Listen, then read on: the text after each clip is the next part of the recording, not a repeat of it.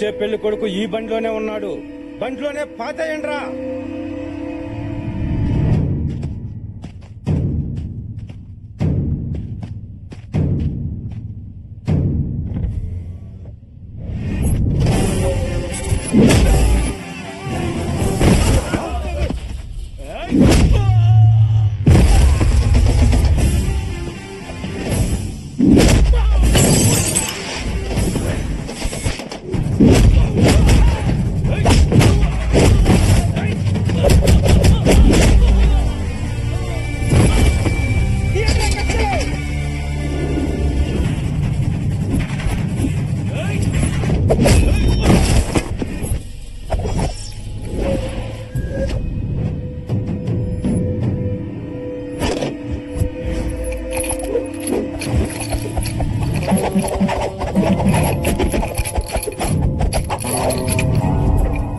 బొట్లోంచి 2 కర్ర ముక్కలు తీసి ఇట్టా ఇట్టా ఇట్టా సంకలో తెగ తిప్పుకుంటున్నావు.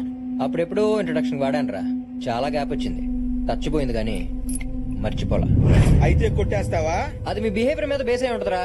మీరు వెనక్కి వెళ్తే నేను ముందుకెళ్తా, లేదంటే వెనక ముందు చూడకుండా కొడతా.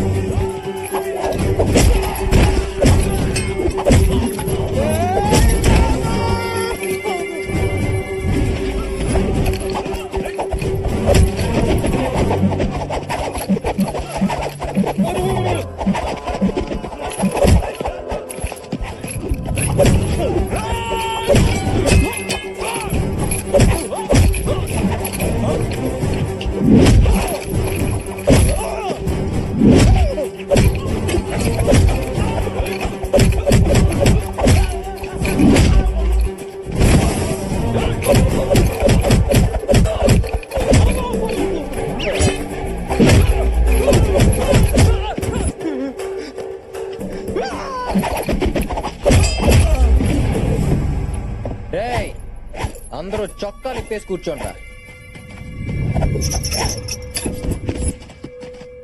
సో ఫైనల్ గా మీ అందరికి ఏమర్థమైందిరా? రూట్ తెలియకుండా డ్రైవింగ్, ఎదుటోడు స్టామినా తెలియకుండా ఫైటింగ్ చేయకూడదని అర్థమైందన్నయ్య. మీ ఫేస్ చూస్తుంటే ప్రొఫెషనల్స్ లా లేరురా. ఏం పని చేస్తారా? సాయిరెడ్డి చెప్పిన పనులన్నీ. ఎంత ఇస్తాడేంటి? 2 పూట్ల భోజనం పెట్టా ఎయ్యిస్తాడన్నా. రోజుకా? నెలకి. నాకు ఓ విషయం అర్థమైందిరా. మీలో ఎవ్వరూ కావాలని రౌడీలు అవ్వలేదు, మీ దరిద్రమే మిమ్మల్ని రౌడీలు చేసింది. అవునన్నా. మీ అందరికి బ్యాంక్ అకౌంట్లు తీసి ఒక్కొక్కడికి 10 లక్షలు వేస్తాను. మీ పిల్లలందరినీ బాగా చదివించి ప్రయోజకులు చేయండి. నువ్వు అల్లునివి కాదన్నా, మా కోసం వచ్చిన దేవుడి నువ్వు.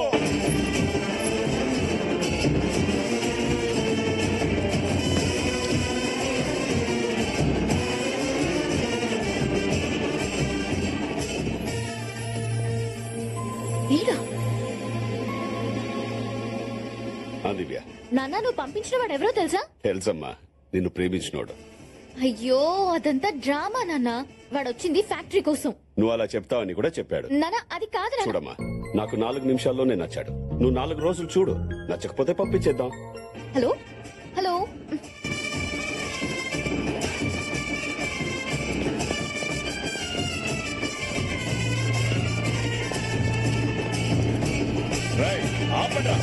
ఊరవతల వేసేయమంటే ఊరేగింపుగా వచ్చారేంట్రా? ఇదిగో అన్నాయ్, బాబుని మేము అల్లుడిగా ఫిక్స్ అయిపోయాం. నువ్వు కూడా ఫిక్స్ అయిపో అన్నాయ్. ఎట్లా ఫిక్స్ అయ్యేది? కూల్ బాబాయ్. రౌడీస్, బాబాయ్తో కొంచెం పర్సనల్ గా మాట్లాడాలి. మీరు లోపు లగేజ్ లోపల పెట్టండి. చూడు బాబాయ్, ఆ భూపతి రాజు పంపితే నేను ఇక్కడికి రాలేదు. దివ్యను ఇష్టపడ్డాను కాబట్టి వచ్చాను. సో మీరు ఈవెంట్ స్టోరీలోకి నా లవ్ స్టోరీని లాక్కండి ప్లీజ్. కోఆపరేట్ చేయండి. ఏంట్రా కోఆపరేట్ చేసేది? ముందైతే నాకు నచ్చాలి కదా. 4 రోజుల్లో ఎలాగో వెళ్ళిపోతాడు, ఉండనివ్వండి. ఎక్స్ట్రాలు చేసావు. ఓకే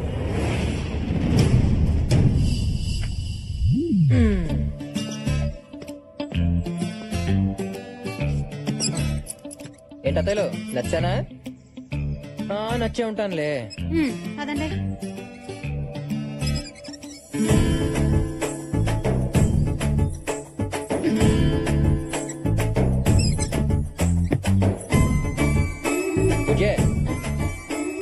నువ్వు అక్కడ లవ్ కట్ చేసుకుని వస్తే నేను ఇక్కడ మ్యారేజ్ సెట్ చేసుకుని వచ్చా. ఎలా ఉంది ట్విస్ట్? 4 రోజుల్లో నేను చెక్అౌట్ చేస్తా. నీ లగేజ్ తో రెడీగా ఉండు. అబ్బో, ఇందాక నుంచి అబ్జర్వ్ చేయలేదు కానీ లంగా ఉన్నిలో భలే సెక్సీగా ఉన్నావే. అన్నాడు అన్నాడక్క. అబ్బో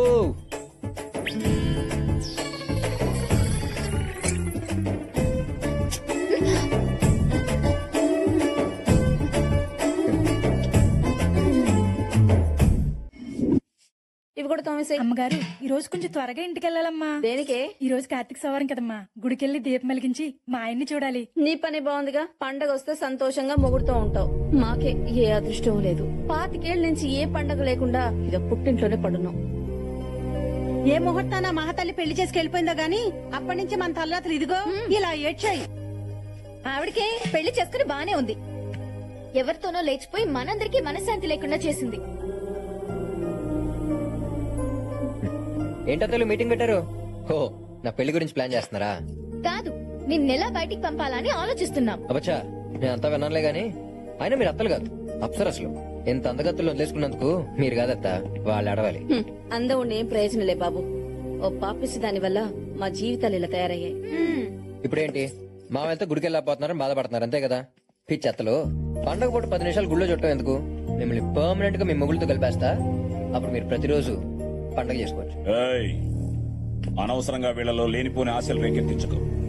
ఇంట్లోకి రానిచ్చాం కదా అని ఇంటి విషయాల్లో తలదూర్చావో తెగిపోద్ది. అలాగే బాబాయ్. అబ్బాయి అయినా మీరు తలంచుకుని తాళి కట్టించుకుందే వాళ్ళని తలుచుకుని బతకటం కాదత్తా, వాళ్ళతో కలిసి బతకటానికి నేను కలుపుతా. ఏయ్, ఇది నీ వల్ల కాదు.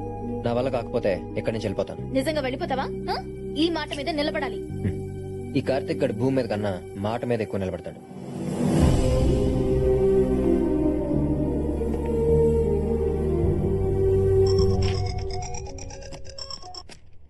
అమ్మా మనూరు వచ్చానే.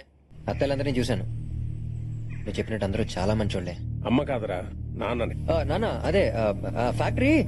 అమ్మ నాకంతా చెప్పింది. నువ్వు అనుకున్నట్టు జరగడం అంత ఈజీ కాదు. నాన్న నాకు కొన్ని లెక్కలున్నాయి, వాళ్ళకి కొన్ని బొక్కలున్నాయి. రెండింటినీ క్యాల్కులేట్ చేసి కలిపేస్తానుగా. మేము ఇక్కడికి వచ్చిన కొత్తలో ప్రతి రోజు ఫోన్ చేసి నానా బూతులు తిట్టేవాళ్ళు. నన్ను వాళ్ళు మామూలు టార్చర్ పెట్టలేదు. అవునా? అమ్మాళ్ళ గురించి అంత పాజిటివ్ గానే చెప్పిందే. ఇంత నెగిటివ్ యాంగిల్ ఉందా? అయినా నాన్న నువ్వు ఎప్పుడు చెప్తూ ఉంటావుగా, ఎదుటి వాళ్ళు ఇచ్చింది తిరిగి ఇచ్చేయమని. ఇచ్చేయి. వాళ్ళు పెట్టిన టార్చర్ వాళ్ళకి తిరిగి ఇచ్చేయి. హలో, ఎరా బామ్మర్దే, బ్రేక్ఫాస్ట్ అయిందా? నువ్వా? నీకెంత ధైర్యం నాకు ఫోన్ చేయడానికి? ఫోన్ చేయడానికి కావాల్సిన ధైర్యం కాదురా, ఫోన్. బఫలో బఫలోనా? పిలు. అనయ్య అనయ్య, వాడు ఫోన్ చేశాడు అన్నయ్య. ఎవడో? ఆ ఫోన్ చేసిన లైన్ లో ఉన్నాడు. చెప్పు ఎవడో? మన చెల్లెలు లేపుకెళ్ళి పెళ్లి చేసుకున్నాడే వాడు. వాడెందుకురా ఫోన్ చేశాడు? పేరుకి నాయాల మా నుంచి తప్పించుకోవడానికి అడ్రస్లు మార్చేశావు. అవునరా, అన్ని మార్చేశా. నీ ఫేట్ కూడా మార్చబోతున్నా. నువ్వేంట్రా నా ఫేట్ ని మార్చింది? కూతురు పెళ్లి చేయబోతున్నావుట, జరగదా? లేపుకుపోతాడు. ఎవడ్రా నా కూతుర్ని లేపుకుపోయేది? నా కొడుకు దింపేశా. ఈ పాటికి ల్యాండ్ అయ్యే ఉంటాడు. తాళి కట్టే ఒక్క నిమిషం ముందన్నా వచ్చి నీ కూతుర్ని లేపుకుపోతాడు. వెంటనే పెళ్లి పనులు ఆపేయి. ఈ అడ్వాన్స్ అయ్యి ఒక్క కాదని కంటిన్యూ అయ్యావనుకో, ఆడు నీతో ఆడేది 2020 మ్యాచే. నువ్వు అప్పుడు మిస్ అయ్యావు, కానీ నీ కొడుకు ఇక్కడికి వస్తే వాడిని ముక్కలు ముక్కలుగా నరికి నీకు పార్సల్ చేస్తా. పీకేలే.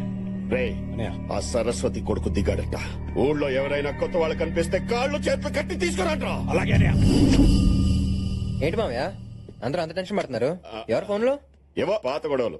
కరెక్ట్ టైం కి వచ్చావురా, భోజనం చేద్దాం.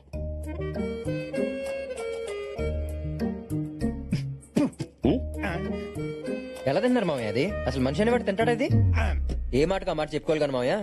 ఆ ఇంట్లో ఆ ఫుడ్, ఆ టేస్ట్, బాబా బాబా ఎంతైనా ఆడాలి చేయదగిలితేనే కదా మామయ్య వంటలు రుచిగా ఉండేది. అవునవును. నిన్న సొరకాయ తప్పలం తాలింపు పెడతంటే ఆ స్మెల్ ఉంది. మా ఆవిడ మీనాక్షి అందులో స్పెషలిస్ట్. దాల్చిన చెక్కేసి ఉండాలి, చేసిందా? అందుకని అంత బాగుంది. మొన్న నాటుకోడి పులుసు ఎవరు చేశారో తెలియదు గానీ రుక్మని మా ఆవిడే నాటుకోడి పులుసుకి ఫేమస్. అందులో ములక్కాడేసిందా? వేసే ఉంటదిలే. అసలు ఇదంతా కాదు మామయ్య, పెద్ద తై పట్టించిన పచ్చడి ఉంది. రోట్లో పచ్చడి నూరుతూ ఉంటే నోట్లో నీళ్లు ఊరిపోతుంటే నమ్మండి. వాళ్ళందరినీ అక్కడికి పంపించి మీరు ఇక్కడ చాలా కష్టపడుతున్నారు కానీ ఆ సారెడ్డి మాత్రం చాలా సుఖపడుతున్నాడు మామయ్య. దేనికన్నా రాసి పెట్టి ఉండాలి. అయ్యా సాంబార్ తిను. ఆయన చూడండి, ఆ సాంబార్లో మంచినీళ్లు కలుపుతున్నాడు, వాడు చెమటలే పడుతున్నాయో దేవుడికే తెలియాలి. నాది అయిపోయింది, మీరు కానివ్వండి. కానీ ఒక్కటి మాత్రం నిజం మామయ్య, ఇంట్లో అన్నీ ఉన్నాయి, ఒక్క ఆనందం తప్ప. అది మాత్రం ఆ ఇంట్లోనే ఉంది. ఏం మాట్లాడుతున్నావు అల్లుడు? వాడిని పొగడ్డానికి నిన్ను అక్కడ పంపించింది. ఇంతకి దివ్య ఏమంటుంది? అమ్మాయి అయితే ఆల్మోస్ట్ ఓకే మావయ్య.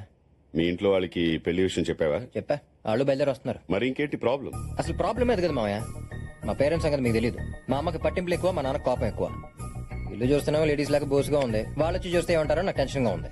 అరే చిన్న పంతం కోసం పిల్లల్ని వదిలేశారంటే అలాంటి ఇంటి నుంచి వచ్చిన అమ్మాయి రేపు నిన్ను వదిలేదని గ్యారంటీ ఏంట్రా అని అడిగితే నేనేం చెప్పను మావయ్య? అయితే ఇప్పుడు ఏమంటావు? అత్తలు తెచ్చేద్దాం మావయ్య. అల్లుడు ఏం మాట్లాడుతున్నావు? మీ వాళ్ళ కోసం ఆ 25 ఏళ్ల పగని పక్క పెట్టి వాళ్ళని ఇక్కడ తీసుకురావాలా? అదే మీ వాళ్ళ ప్రాబ్లం అయితే ఈ పెళ్లి జరగదు. మొత్తం రివర్స్ అయ్యేలా ఉంది. దీనికి ఎందుకు మావయ్య అంత ఆవేశపడతారు? ప్రతి ఊరికి ఒక బైపాస్ ఉన్నట్టే ప్రతి ప్రాబ్లం కి ఒక సొల్యూషన్ ఉంటది. అయితే దీనికే సొల్యూషన్ ఉందో చెప్పు. Tent house. పెంట్ హౌసా? అవును మావయ్య. ఇప్పుడు పెళ్లి అనగానే మనం ఏం చేస్తాం? టెంట్ హౌస్ కి వెళ్ళి టేబుల్స్ కుర్చీలు తప్పెళ్ళాలు గంగళాలు తెచ్చుకుని ఆ పెళ్ళున్న 2 రోజులు వాడుకుని తర్వాత పంపించేస్తాం. అలాగే మీ పిల్లల్ని తెచ్చుకుని ఆ పెళ్ళున్న 2 రోజులు వాడుకుని తర్వాత పంపించేద్దాం. దీనివల్ల మనకు 2 బెనిఫిట్స్ మావయ్యో. ఒకటి ఈ పెళ్లి జరుగుద్ది, ఇంకొకటి మళ్ళీ ఆ సాయిరెడ్డిని దెబ్బతీసినట్టు అవుద్ది. అల్లుడు ఐడియా అదిరిపోయింది. టెంట్ హౌస్ కి అయితే రెంట్ కట్టాలి, వీళ్ళకి అది కూడా అక్కర్లేదుగా. ఇది మామూలు ఐడియా కాదు, వాడేసుకుందాం. సరే అయితే దీన్ని అలసిగా తీసుకుని వాళ్ళతో రాసుకో పోసుకో తిరగకూడదు. పెళ్ళవగానే వాళ్ళు ఒక్క రోజు కూడా ఉండకూడదు. ఇప్పుడు చూడనయ్యా ఎలా వాడేస్తాం. ఏంటి? అదే దబ్బేళాలు గంగాళాలు.